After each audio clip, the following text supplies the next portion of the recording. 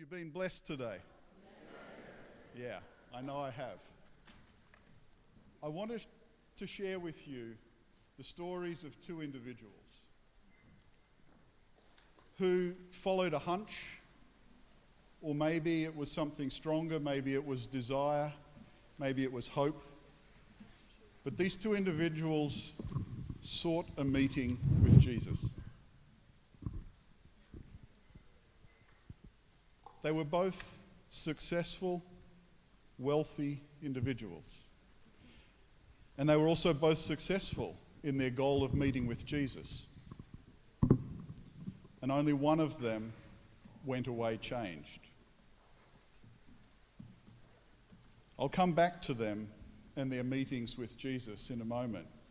But while we're speaking about meetings, I want to share with you something from the book of Isaiah, chapter 1, verses 13 to 17, and I'm reading from the Message. It says, "Quit your worship charades. I can't stand your trivial religious games, monthly conferences, weekly Sabbaths, special meetings. Meetings. I can't stand one more. I'm sick of your religion while you go right on sinning. When you put on your next prayer performance, I'll be looking the other way. No matter how long or loud or often you pray, I'll not be listening. And do you know why? Because you've been tearing people to pieces and your hands are bloody. Go home and wash up. Clean up your act. Sweep your lives clean of your evil doings so I don't have to look at them any longer. Say no to wrong. Learn to do good. Go to bat for the defenseless." They're strong words. They're uncompromising words. Because you see, meetings, even meetings with Jesus that don't lead to change, are a waste of time. I had reason to reflect on those words of Isaiah last Sabbath as I stood in the shadows of the Martin Luther King Jr. Memorial in Washington, D.C. Now, maybe not too many of you have been to that memorial, but I challenge anyone to visit that place and not be inspired. It's a monument that is carved out of an enormous piece of stone in the shape of a mountain. And in the middle of that mountain of stone, they've cut out a block and moved it. And on that block is a statue of King. And these words, "Out of the mountain of despair, a stone of hope." And all around the sides, on the stone around the sides of the monument, there are quotations, 14 altogether. It's an inspiring place. I'm going to share with you something that Martin Luther King Jr. said that isn't carved into those stones, but I wish it was, because it echoes exactly what Isaiah was saying. This is what he said: "A religion true to its nature must also be concerned about man's social conditions. Any religion that professes to be concerned with the souls of men and is not concerned with the slums that damn them, the economic conditions that strangle them, and the social conditions that cripple them, is a dry as dust religion, a dead religion."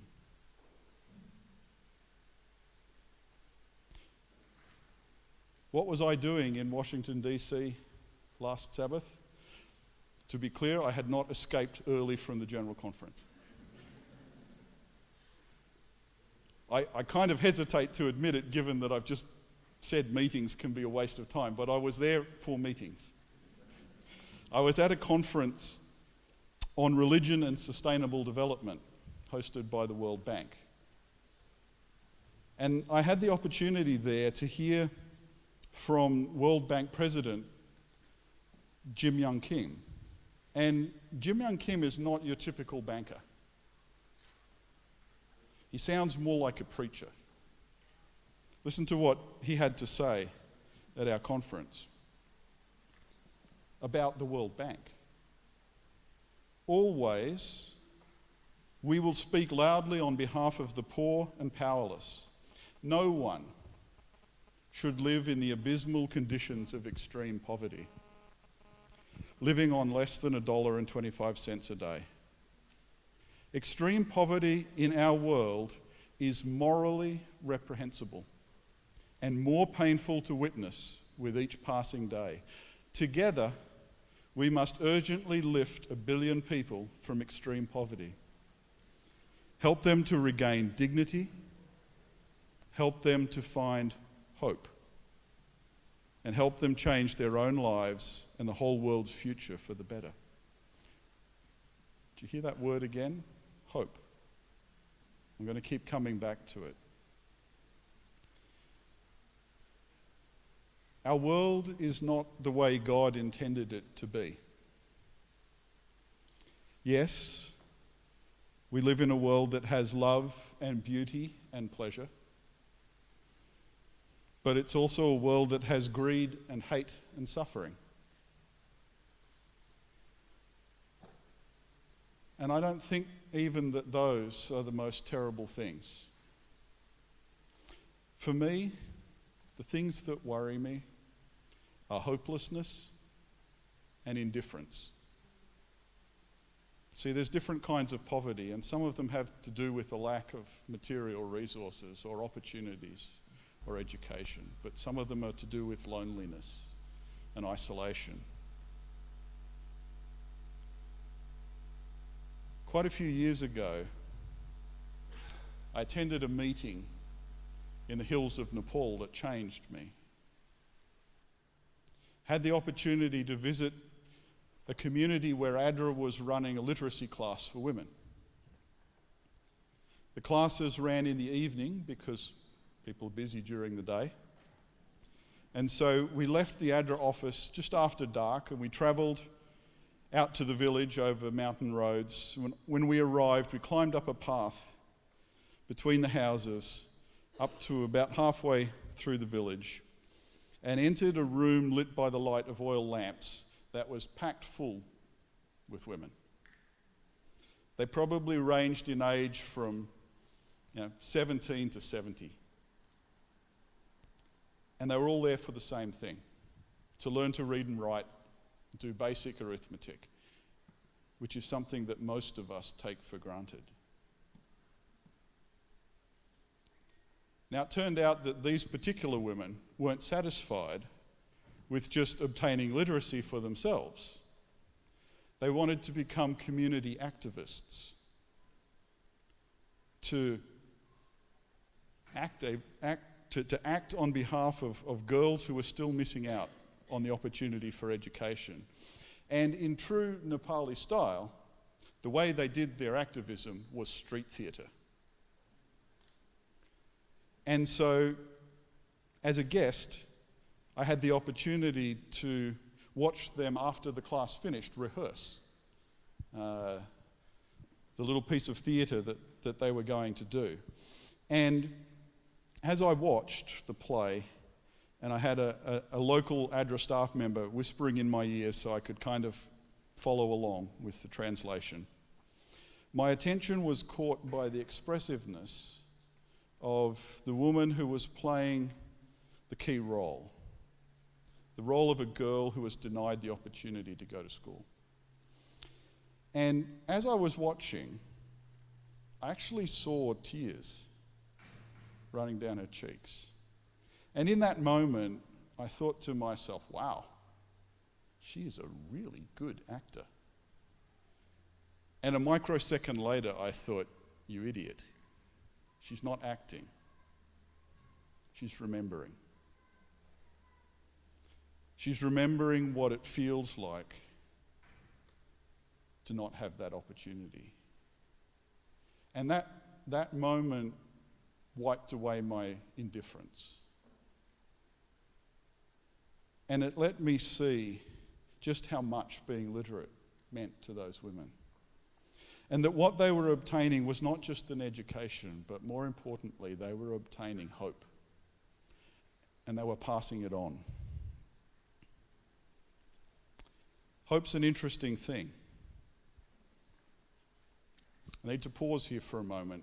Is there anyone out there, just raise your hand if it's you, who really, really loves rats? No one? Okay, looks like I'm safe. So, back when I was about 16, I had to do work experience for school. And I went to the psychology department at the University of Newcastle. My first morning, they took me straight down to the lab and they gave me a bunch of pink hairless baby rats and asked me to inject them with stuff. But from then on, for the rest of the week, I was the rat. And they subjected me to pretty much every single experiment that they were doing in that psychology department. I had things attached to me and I was wired up to stuff and I went through all sorts of things. It was fascinating. But I sympathise a little with the rats. In another psychology department at another university, some time ago, there were some very unfortunate rats who were part of an experiment about hope. It's a fairly simple experiment. Rats were divided into two groups. The researcher placed the rats in a tank of water and let them swim to see how long they would go. Now, one group of rats were just left. And they gave up on their swimming within a few hours. Now, to be clear, I'm not advocating you try this at home, nor am I advocating the drowning of rats. A matter of hours, the rats gave up. The second group of rats, same thing, dropped into the tank, swim as long as you can. But every so often, the researcher would come through, lift the rat out of the water for a few moments, and then put it back. Those rats swam for 3 days. That's the difference that hope can make in someone's life.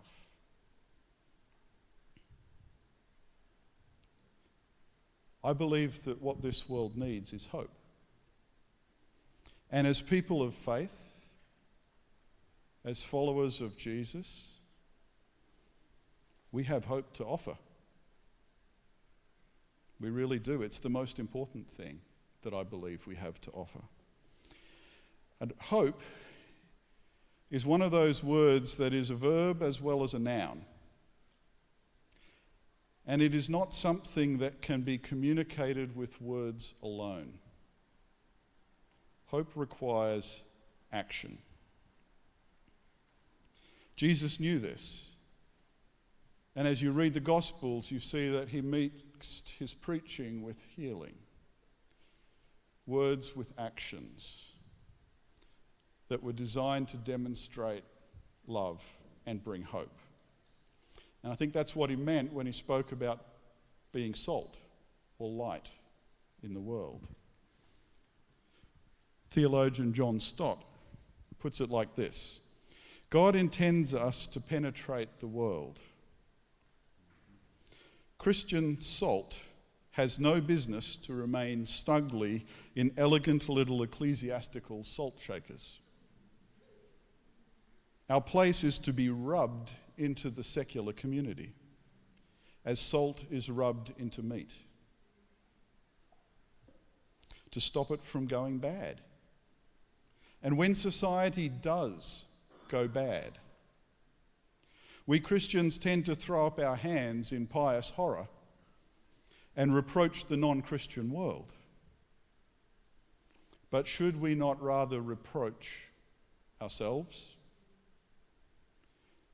One can hardly blame unsalted meat for going bad. That's just what it does. The real question that we should be asking is this: where is the salt?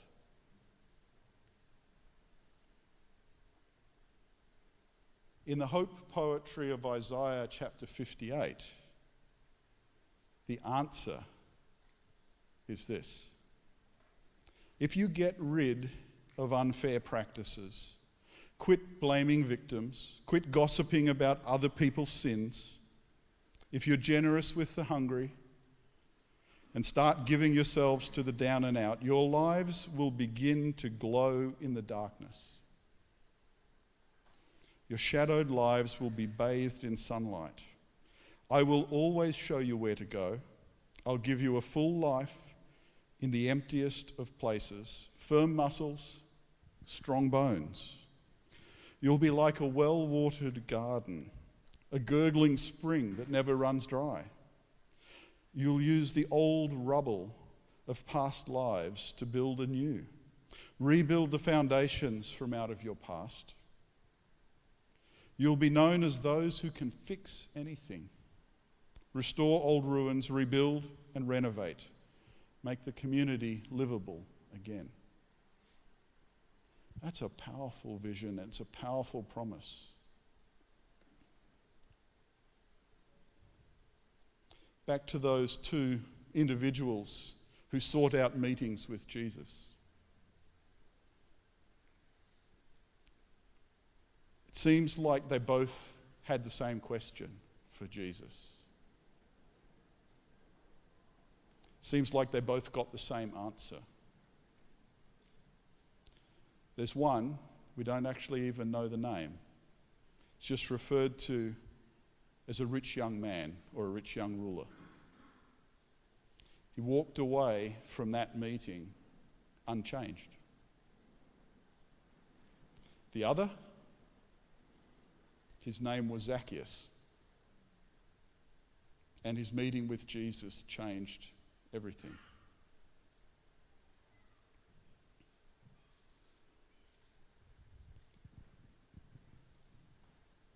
Henri Nouwen asks us to imagine that there's no longer fear among people, no longer rivalry, hostility, bitterness, or revenge.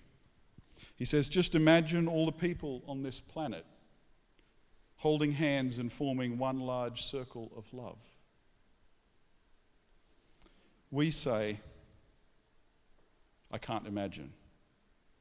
But God says, that's what I imagine. A whole world not only created, but also living in my image. I believe that each of us is called to live in God's image. I'm privileged to work for ADRA. It's an agency that transformed the lives of over 21 million people in this past year. But that's nothing compared to the impact that we can have as 18 million Adventists living our lives in God's image in the service of others. Now, I've talked about action, and so as I finish, it's only appropriate that I offer something practical here.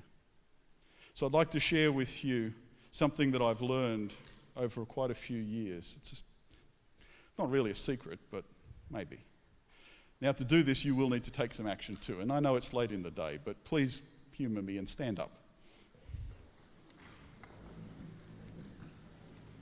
Now, this is something that I have found is extremely powerful in changing the lives of people. It works across languages, it works across cultures. All you need to do is turn to a person near you, face them.